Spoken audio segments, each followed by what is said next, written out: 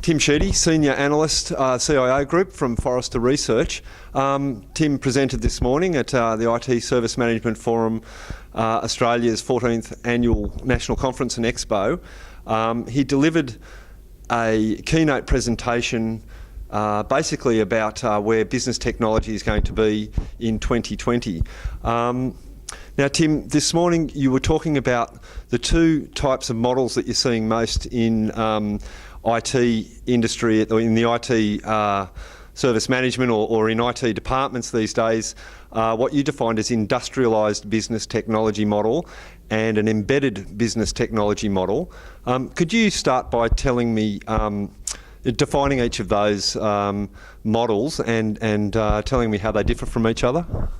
Sure. Well, but before I do that, I'll step back and just quickly define business technology so you understand what I'm referring to. And when we talk about BT or business technology, what we really mean is the fact that IT is now providing business services, where we're no longer providing pure tech-based solutions, we're now providing business-based solutions. So business technology is a better name, a better word for really what a lot of IT departments are already doing, and look, there are plenty of companies who've already adopted that.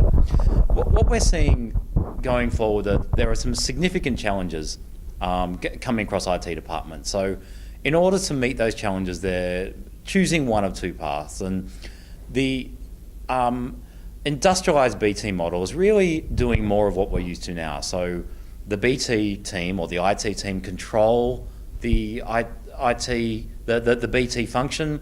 Anything technology-based goes through the IT team. They provide more services, they do much more demand management, they do much more business architecture, perhaps as opposed to enterprise architecture. They're looking for a lot of reuse of services. They're looking to drive efficiencies into the IT organisation. And this is sort of a model that some organisations are starting to embrace to overcome some of the challenges, because there is a challenge that there's a massive growth in demand for IT solutions and IT services, but we don't have the budget to do it. So we're trying to find ways to do it more cost effectively. So that certainly describes the industrialised BT approach. The embedded BT approach is organisations who admit that perhaps IT has already lost control of technology purchasing. So there are people in the organisation who are buying, using their iPads, who are buying apps, who are buying cloud-based services, SaaS-based services, etc. And IT sort of realises that really the cloud and the app stores, etc. around the world can probably deliver IT solutions better than they can. So their model is really about shrinking IT or shrinking BT and just empowering the people out in the organisation to buy better solutions. So it's about offering advice to the people about what are the best apps, what are the best SaaS solutions. It's about educating people on security. It's about educating people on the costs involved, etc. too. However, both of these models are ultimately flawed. The issue with industrialised BT is at the moment we have empowered users in every organisation who are already using SaaS applications. They're using Gmail, they're using LinkedIn, they're using non-IT provided tools. I had a question to the audience. About half the audience this morning put up their hand saying we are using something not provided by IT to do our job. And these are IT people who should be keeping, doing things the right way, right? So if IT is not doing it, then the rest of the business certainly isn't doing it. And so this idea that IT can control everything in the industrialised BT model just doesn't work. We've already lost control. Now, the issue with embedded BT is, well, we give all control out to the organisation, but but before we know it, we're back to where we were 15 years ago. We've got these 10 different definitions of customer. We've got data in 14 different software as a service applications and 20 different cloud connected applications on our iPad or Android devices. And we see that cost really starts spiralling out of control, because we still have to run SAP and we still have to run Oracle and the horizontal systems. So those costs don't particularly go down. And then suddenly every man and his dog in the organisation is out there buying technology-based solutions, which is costing the organisation a lot of money. So ultimately what we're trying to move towards is what we call empowered business technology, which is a blend of the two. It's saying, we keep some control. We recognise that there are things that IT has to do, but we cede some control out to the organisation. We empower users where it makes sense in business processes. We don't just think that we can provide the whole end-to-end, and we don't think that they can get the whole end-to-end piece. We work with them. We help to integrate the applications. Again, we continue to provide the advice and the guidance around security in particular, to make sure that people know that they're acting in the right way or the wrong way. And we work with the organisation to change the KPIs of people out in the business to be more effective, and to be more secure and to be more risk tolerant, etc. Okay, so if IT organisations need to move towards a more empowered business technology, what do they need to do? Is there specialist skills they need to bring in? Do they need to buy new tools? How do you get to an empowered business technology style organisation? Well, the biggest change that's going to happen is that many IT roles will move from from do to consult. So sourcing will be a consultation sort of role. Project management will be consultation. Application building and design will be, app developers out in the organisation, not in IT any longer, who advise on the right sort of apps, the best sort of tools that we should be getting, and can help do a bit of the integration between them, particularly on the back end, these cloud-connected apps in particular, getting the data out of that, back into our internal BI systems or our cloud-based BI systems. They're some of the biggest changes. Like we really need to, there's going to have to be obviously a change in mindset from the CIO in particular, who will lead a lot of these changes for the organisation in recognising where the real value of IT is. The CIO and many other people in IT will need to be leaders of technology. Will need to be recommending the sorts of technology that we should be looking for and using, as opposed to the Department of No, which IT traditionally has been known as. Okay, so organisations obviously, well, tell me, do you feel organisations have competitive advantage if they move towards this empowered business technology model? And if there is competitive advantage in moving to that sort of model, what are the warning signs for organisations to keep an eye out for that they might be falling behind in that transformation? Well, there's absolutely benefits to moving to a competitive advantage. The idea is that you'll be able to do something before your competitors because the service already exists.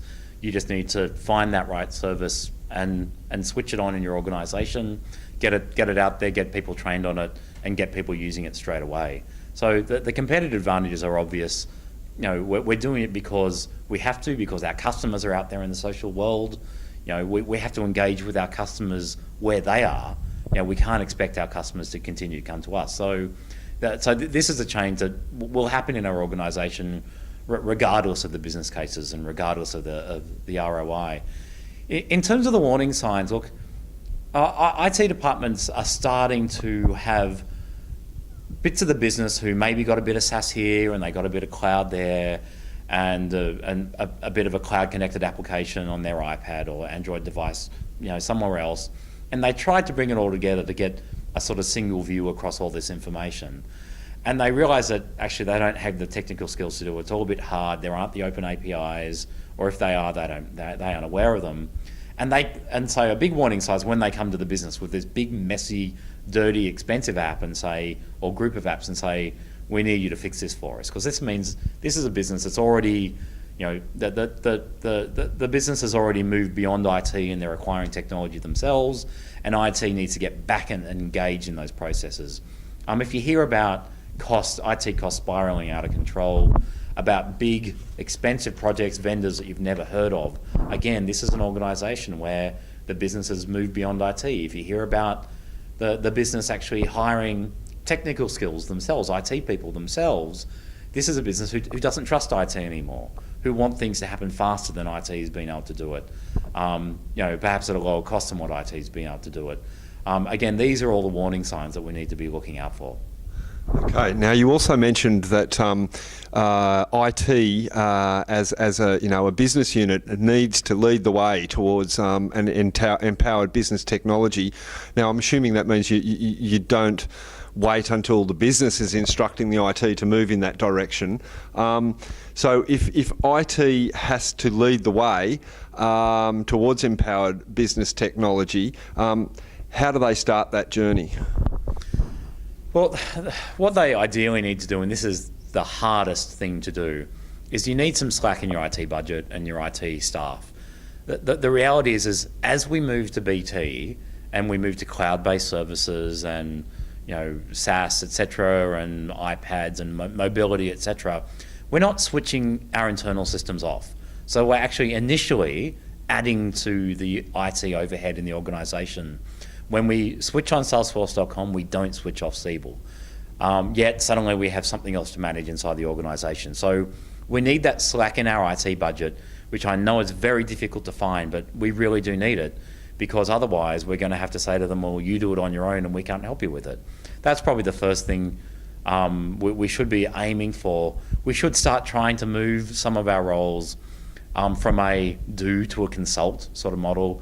Maybe start with project management. Project management, it's going to be much harder when you're working with 4 different parts of the business, all of which are heading in different directions, but you're trying to work towards the same outcomes. And a project won't look like a traditional IT project did. There won't be sort of a beginning and end point. So project management, maybe they should move back. Let's move a few roles into the business too. Let's move some developers out into the business. Still employed by IT, paid for by IT, letting IT know what's going on, but giving the business the ability to do things faster than they have traditionally been able to do it. The final thing we should probably be looking at is, and we all do this already, but further opening the communication lines between the BT department and the business.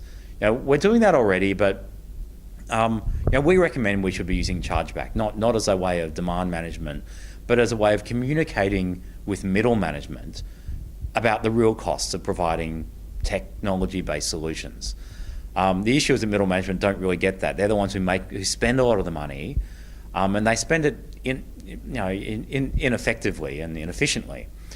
And so using chargeback, we can help middle management understand that, well, if you do this through IT, through the IT department, this is the cost. Give them the real ability to make the decision of, well, here's the cost of going out into the cloud and doing it, and here's the internal cost. Use chargeback as a communication methodology as opposed to, as a way of trying to do demand management. And in any other way you can, getting on steering committees, working with the business. One big thing that very few organisations do, one thing that most organisations do at the moment is have an IT strategic plan.